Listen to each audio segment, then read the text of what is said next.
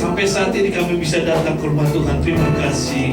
Sampai saat ini kami tetap bisa merasakan pemeliharaan Tuhan di tengah-tengah persoalan hidup kami, terima kasih.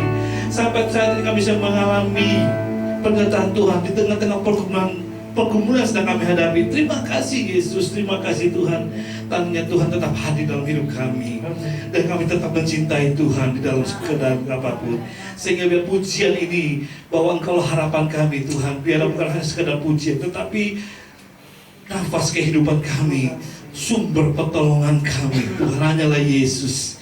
Di dalam keadaan apapun, baik dalam berumah tangga, berkeluarga, Tuhanlah pengharapan kami. Di dalam usaha pekerjaan, perekonomian apapun, Tuhanlah pengharapan kami. Di dalam pergumulan, sakit, penyakit sedang kami hadapi, kami tak percaya Tuhanlah pengharapan kami. Karena Tuhan yang kami sembah, karena Tuhan yang kami puji, karena Tuhan yang kami layani hingga sampai saat ini adalah Tuhan yang hidup dan Tuhan yang berkuasa serta peduli. Terima kasih Tuhan, terima kasih. Dalam nama Yesus kami ucap syukur, kami ucap syukur. Berkati firman-Mu untuk bekal kehidupan kami sepanjang minggu ini. Apapun kami kerjakan, kami muliakan, kami tetap teringat dengan firman Tuhan dan melakukannya. Dan kami akan percaya pengharapan kami pada firman Tuhan yang hidup akan menolong kami hingga sampai saat ini dan seterusnya. Dalam nama Yesus kami berdoa dan bersyukur. Haleluya. Amin. Puji Tuhan. Shalom Bapak Ibu. Ya, kami terus perhatiin ya, di Ambengan kami melihat kabar Bapak Ibu saat ini sedang bergumul dalam apa?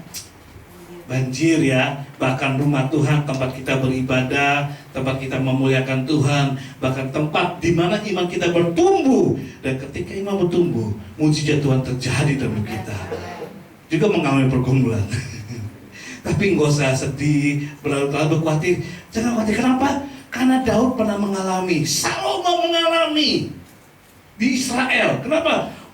Bait Allah termegah di Yerusalem, termegah di dunia pada zaman Abad ke-1. Ketika ada peperangan pada abad pertama, sekitar tahun 1900-an, Roma, Prancis menjajah Israel dan menghancurkan bait Allah. Sedih bangsa Israel. Salomo sedih penuh dengan emas dan megah, karena simbol tempat Allah bertata dan tempat umat Tuhan memuliakan. Pernah juga mengalami lebih sedih lagi karena hancur, sampai saat ini belum bisa dibangun. Tapi nubuatan mengatakan bahwa Tuhan akan membangun bait Allah yang kedua. Tapi sudah terbukti bait Allah yang kedua itu waktu zaman Yesus. Ketika kita mati dan terima Yesus, kita menjaga keselamatan. Dan bait Allah itu, kata firman Tuhan apa? Adalah tubuh kita. Tahukah kamu bahwa tubuhmu adalah bait Allah? Itu yang pertama secara fisik dan secara rohani, secara fisik. Bait Allah yang kedua sudah dipersiapkan juga. Waktu saya tahun 2019 ke Israel, ke tanah Yerusalem, Masjid Al-Aqsa itu, sampingnya yang sekarang sudah dihancurkan, tembok ratapan, atasnya baitnya hancur, dibangun Masjid Al-Aqsa. Dan yang kedua, sebelahnya dibangun simbol bait juga yang akan dibangun. Sudah ada sedikit tempat untuk akan membangun bait agung. Kemungkinan ke depan akan bersampingan antara Masjid Al-Aqsa dan bait Allah yang kedua yang akan dibangun. Ya kita doakan, tapi itu timbul tanda-tanda akhir zaman.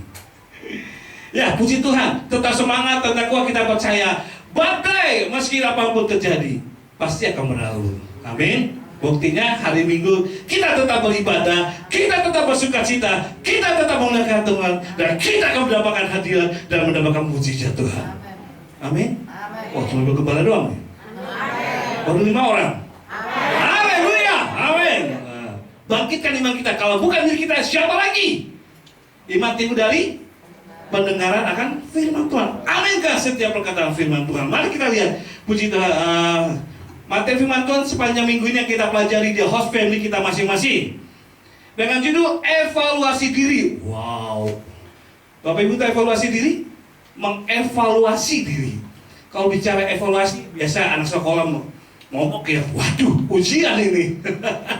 Selama 1 semester belajar, diuji sampai sebatas mana memori yang didapatkan ketika mempelajari sebuah materi-materi pelajaran dan diuji sejauh mana menangkapnya. Nah, itu evaluasi. Termasuk evaluasi. Nah, kalau ini evaluasi diri, berarti segala aspek di mana kita akan mengintrospeksi, sama ya.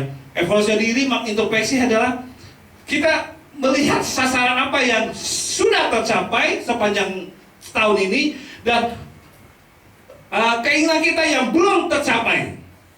Amin.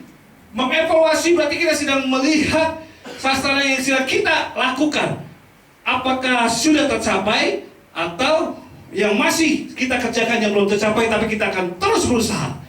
Contohnya bagi anak muda, sudah tercapaikah sekolahnya dengan baik, bisa kuliah dengan baik, dan menerima pekerjaan dengan baik, dan mendapatkan jodoh yang baik. Itu bagi yang bergumul ya, jomblo. Nah, bagi rumah tangga berkeluarga, apa yang masih belum tercapai? Apakah sudah menikah dengan baik, belum punya suami yang baik, mendapatkan anak keturunan, punya ekonomi yang baik dalam memimpin rumah tangga, atau belum? Apakah masih ada beberapa belum? Kita sedang mengevaluasi, termasuk dalam hal ke gereja, kerohanian. Selama kita ikut Tuhan sungguh-sungguh, beribadah sungguh-sungguh, memuji Tuhan sungguh-sungguh, mengandalkan Tuhan sungguh-sungguh, apa yang belum tercapai doa-doa kita? Dan apa yang belum tercapai keinginan kita ketika kita berdoa pada Tuhan melalui ibadah kita, doa kita, pelayanan kita kerjakan di rumah Tuhan. Amin. Kita belajar Daud tentang mengevaluasi diri.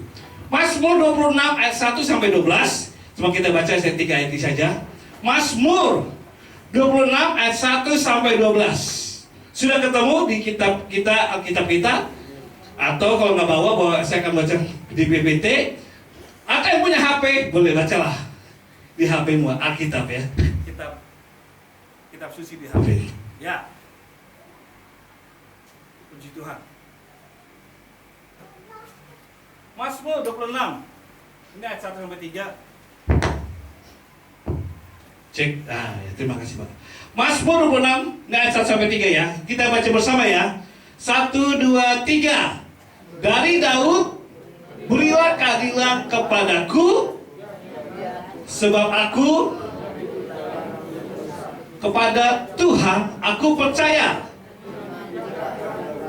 Ujilah aku ya Tuhan, dan cobalah aku, selidikilah batinku dan hatiku, sebab dan aku hidup dalam kebenaran-Mu. Wow, ini pernyataan Daud. Siapa yang pernah berdoa seperti ini atau menganggap pernyataan Tuhan, ujilah aku? Ada yang berani seperti Daud begini, menantang Tuhan loh, challenge Tuhan. Tuhan test me, wah, uji aku Tuhan. Aku sudah beribadah setahun 53 kali ya, 54. Itu ibadah HF, dipotonglah 4 kali jadi berapa? 50 kali. Doa malam sama dengan ibadah ya, tiap hari Minggu, tiap Jumat 54 kali. Pelayanan, ya pokoknya setahun itu. Ada yang bisa, Tuhan saya sudah lihat loh, ibadah saya selama di Santet Sion 54 kali dalam 1 tahun, 54 kali dalam doa, 50 kali lah di dalam AF, host family. Ada yang berani? Ada pernah menyatakan gitu? Itu masuk evaluasi diri. Daud, dia berani, Tuhan, ujilah aku ya Tuhan, cobalah aku, batinku dan hatiku, sebab mataku tertuju pada kasih setiamu, dan aku hidup dalam kebenaranmu. Mataku tertuju padamu, dan batinku kepadamu, dalam hidup dalam kebenaran. Benarkah Daud hidup 100% dalam kebenaran? Tentu tidak. Kita tahu Daud pernah jatuh dalam dosa, ya kan? Tapi dia segera bangkit dan dia bisa menyatakan ini karena apa? Bukan karena keinginan dia, karena dia gak kuat menghadapi ujian. Yang paling berat bagi orang laki adalah melihat yang bening-bening, katanya gitu. Tetapi kita lihat dia selain itu, aku tidak bergaul dengan orang munafik, kata Daud. Aku tidak bergaul dengan orang penipu, dan aku tidak bergaul dengan orang pembunuh. Baik pembunuh secara dulu dalam memenang peperangan, tentu secara fisik berdarah, atau pembunuh karakter. Nah, waktu Daud ungkapan begini, Daud rupanya difitnah, diisu dengan hal-hal seperti ini. Daud orang yang munafik lah, Daud bergaul dengan orang Farisi lah, Daud bergaul dengan orang penipu lah, bahkan bergaul. Maka dia berkata, Tuhan ujilah aku, karena Engkau yang tahu maksudku di hidupku, dan setiap hari dalam satu hari 24 jam Tuhan tahu apa yang kulihat, yang aku lakukan. Tuhan tahu apa yang aku katakan, Tuhan tahu apa yang kupikirkan. Luar biasa ya. Memang hanya Tuhan. Kadang suami istri yang sudah harusnya 100% terbuka, tapi belum tentu tahu. Betul? Coba bilang, senggol suaminya yang dekat suaminya. Wah, kayaknya aku belum 100%. Betul? Ada yang jujur? 100% suami hidupnya jujur kepada istri 100%? Atau sebaliknya? Wah, aku 100% lu, tapi ada rahasia-rahasia kecil. Tentu pasti ada ya. Bukan ada karena sengaja, atau ya mungkin ada karena situasi. Takutnya istri kalau dikasih proposal gini takut jatuh, takut nah mungkin kita ada suami ketika pernah pergumulan mau curhat kepada istrinya, bukan mau curhat, biasanya tidak mau berbagi, takut istrinya tidak kuat menghadapi proposal suaminya dalam dunia kerja, dalam dunia kompetisi karir dan lain-lain. Mungkin, tapi tahu 100% loh, engkau tahu aku hidup dalam kebenaranmu. Wow, pada mata Tuhan tuh omnipresent, Maha tahu, matanya kemana saja. Apa yang kita lakukan waktu kita tidur, kita mandi, kita kerjakan, Tuhan tahu. Bahkan hati kita tahu, Tuhan tahu. Tulus gak ketika kita memuji Tuhan? Tulus gak kita berdoa amin? Tulus gak perkataan aminnya? Tuhan tahu. Tapi Daud berani, ujilah aku Tuhan, sebab aku hidup dengan benar. Kenapa dia berkatakan begitu? Ada maksud dan rencananya. Ini kita belajar pada Daud. Meskipun dia orang yang superhero, istilah ada banyak kelebihan Daud, sampai Tuhan berkata, aku sangat berkenan. Wow. Pada sisi lain Daud juga banyak dosa. Dia jatuh dalam dosa perzinahan, bisa dia jatuh dalam otak pembunuhan, ya kan? Tapi Tuhan masih berkata, dia orang yang berkenan. Wow. Berarti Tuhan sangat mengasihi Daud. Dan apa istimewa Daud? Di dalam kekurangan, Tuhan masih berkata, aku berkenan. Karena banyak kelebihan-kelebihan dia yang membuat Tuhan kagum. Amin. Sang pencipta kagum loh terhadap ciptaannya. Seperti kita kagum terhadap anak kita. Kan kita ciptakan kan, suami istri kan. Kita kagum kan dia hidup baik, dia berkembang dengan baik, dan menjadi kebanggaan bagi kedua orang tuanya. Enggak jadi batu sandungan. Menjadi kesayangan, bukan menjadi bencekno. Betul? Tuhan sayang loh. Walaupun ada nakal-nakalnya si Daud ini. Karena apa itu? Tuhan sayang. Karena kelebihannya itu. Apa kelebihan Daud? Sehingga Tuhan masih berkenan. Dia berani mengevaluasi diri. Apa sih gunanya kita mengevaluasi diri? Next. PPT berikutnya. Mari kita, dari Daud kita belajar. Manfaat evaluasi diri. Yang pertama, menjadikan kita pribadi yang rendah hati. Rendah hati. Katakan bersama, rendah hati. Amin. Ciri-ciri orang yang rendah hati dikatakan manusia, yaitu manusia yang banyak kelemahan. Yang kedua, ciri-cirinya rendah hati adalah manusia yang membutuhkan Tuhan. Ujilah aku ya Tuhan, dan cobalah aku, selidiki batinku dan hatiku. Pernyataan ini bukan pernyataan sombong. Apa dia berkatakan, aku tidak bergaul dengan penipu, aku tidak bergaul dengan orang Farisi, aku tidak bergaul dengan orang pembunuh. Wow, kita akan begitu sombong ya. Plus aku hidup dalam kebenaran. Sangat tanda kutip sombong rohani, ya kan? Tapi dia berani berintrospeksi. Tapi sisi lain, kasihanilah aku Tuhan. Wow, ketika dia mengungkapkan kebenaran apa yang dia lakukan, sisi lain dia berkata, Tuhan kasihanilah aku. Kenapa? Dia sedang difitnah, dia tetap mengandalkan Tuhan. Walaupun sudah hidup benar, dia tetap mengandalkan Tuhan. Walaupun difitnah, dia tahu dia tetap mengandalkan Tuhan. Dia tidak mengandalkan kelebihannya. Itulah rendah hati. Dia sedang mengevaluasi karakter dirinya.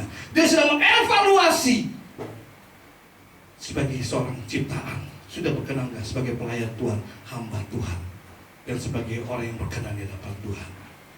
Menjadikan kita pribadi yang rendah hati. Amin. Coba suami istri, coba lihat saling lihat. Suami kita humble, rendah hati nih. Amin. Tiap bulan nafkahi aku loh. Bukan istri, mahasiswi suamiku, sayang yang apalagi. Terima kasih kamu rendah hati lu tiap bulan. Dapur pun ngebelut. Anak-anakku saya sekolah dengan baik. Wow. Amin ibu-ibu. Amin. Orang yang merasa terima kasih. Pak, saya juga kerja kok. Saya juga membantu mengembangkan rumah tangga dengan baik. Ya kan, mensekolahkan anak baik bukan suami saya, tetap hargai. Ya, sebab suami seorang kepala rumah tangga, bukan istri, bukan ibu. Istri hanyalah penolong. Amin. Sejajar, tetapi Tuhan memberikan otoritas kepada suami. Karena itu hormatilah suamimu. Ketika kita belajar, entah gajinya kecil ke maaf atau tidak bergaji, tidak ada penghasilan, hargai. Karena doanya dan tanggung jawabnya itu yang membuat Tuhan dia berkenan di hadapan Tuhan. Amin. Kalau orang yang bertanggung jawab terhadap keluarganya, orang bertanggung jawab keimanan kerohaniannya bagi keluarganya, mujizat akan menyertainya. Amin. Bukan karena dia orang kaya, bukan karena dia bergaji besar sang suami, bukan karena dia punya jabatan besar di perusahaannya. Dia diberkati Tuhan atau berkenan, tidak.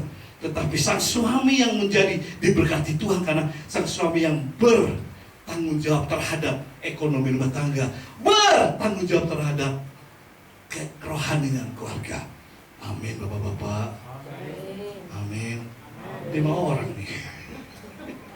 Coba lihat ada berapa orang nih Bapak-bapak yang beribadah pagi hari ini. Kelihatan ya.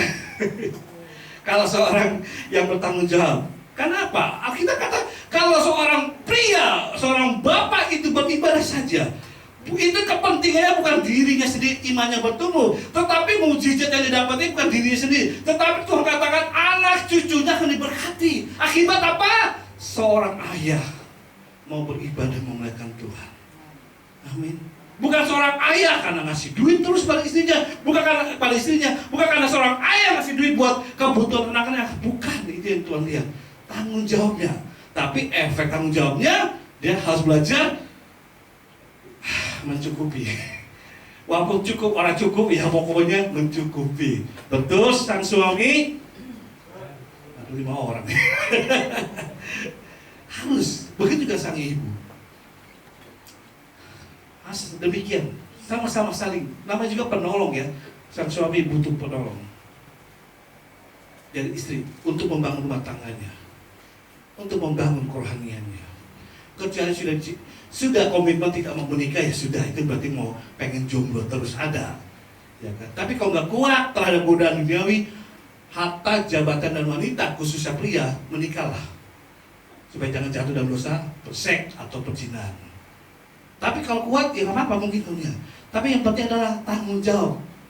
Itu mengevaluasi kita sejauh mana kita dalam berumah tangga, sejauh mana kita sebagai seorang karyawan di perusahaan, seorang pelayan Tuhan di dalam gereja, dan seorang imam bagi kerohanian anak-anaknya. Kita evaluasi. Itu ada pribadi yang rendah hati, mengevaluasi dirinya.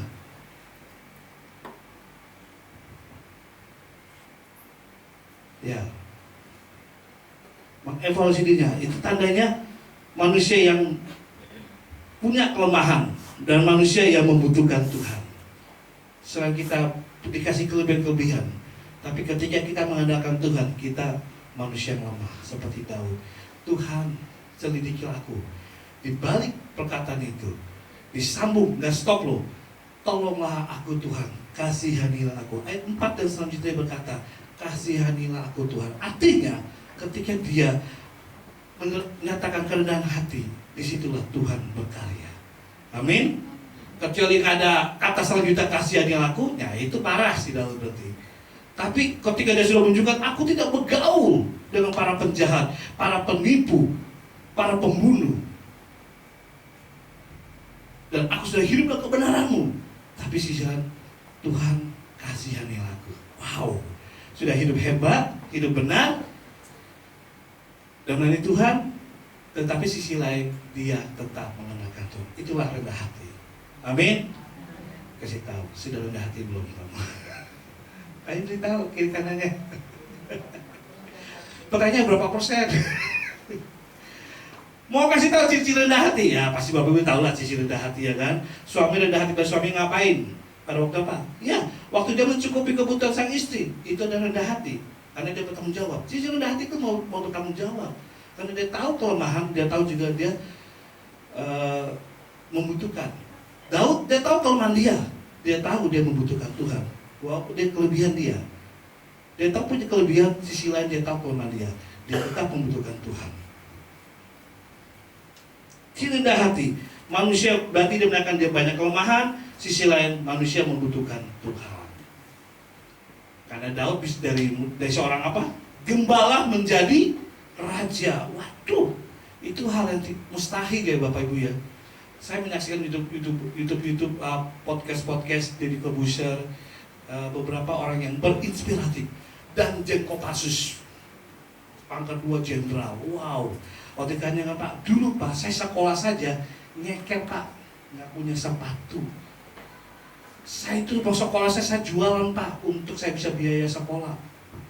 Wah, berarti nggak keturun dari jenderal, nggak keturun dari TNI, sehingga dia menjadi TNI pangkat 2, jenderal Kopassus, komandannya yang saat ini. Deddy Corbuzier dalam podcast dia.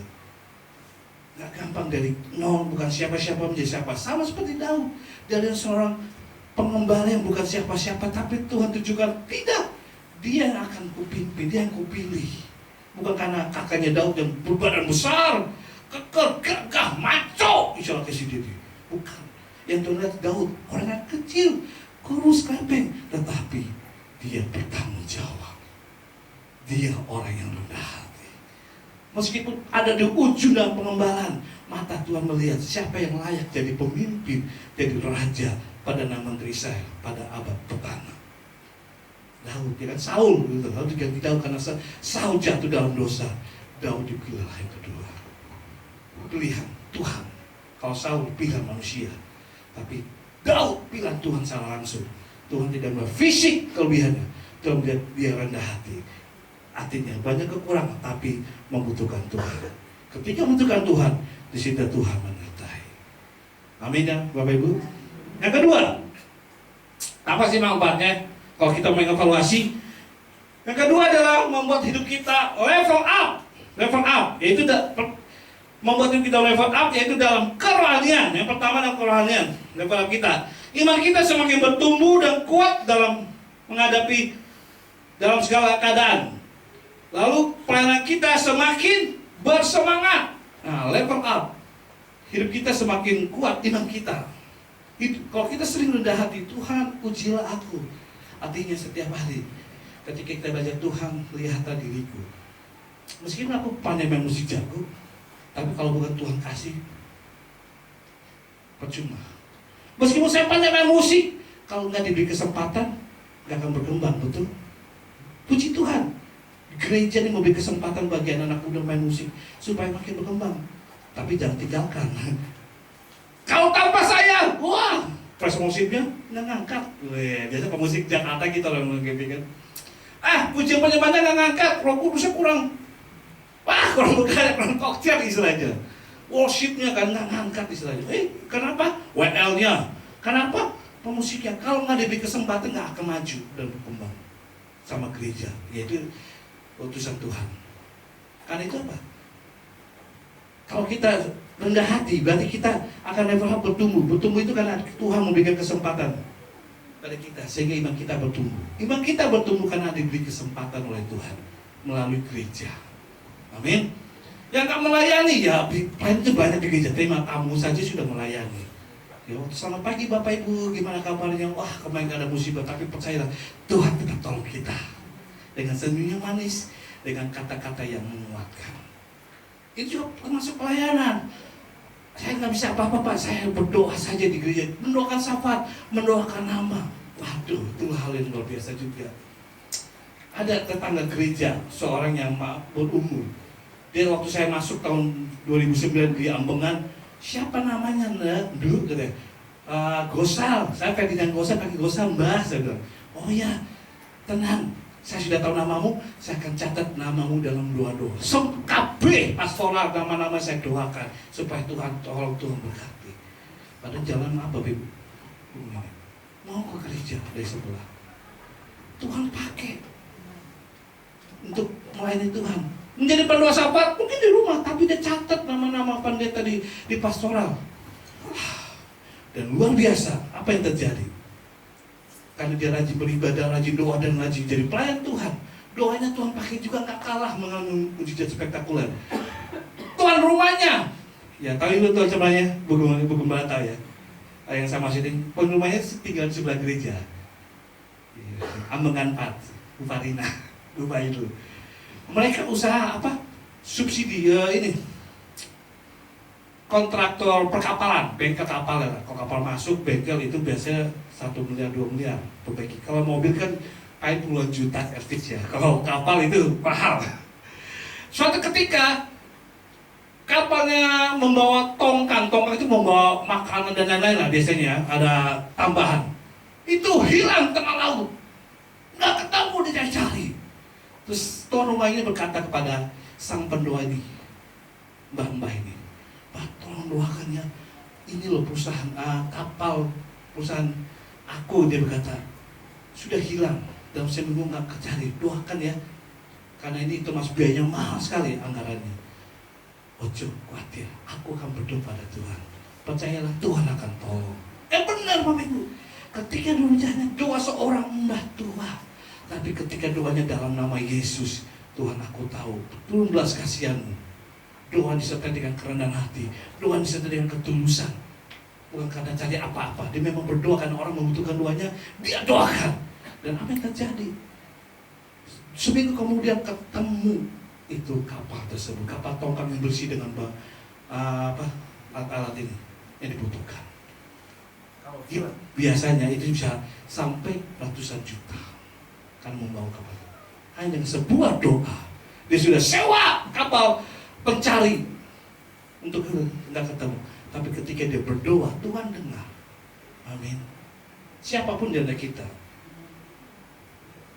kalau kita mengevaluasi, kita rendah hati, iman kita akan level up, iman kita akan bertumbuh, artinya naik.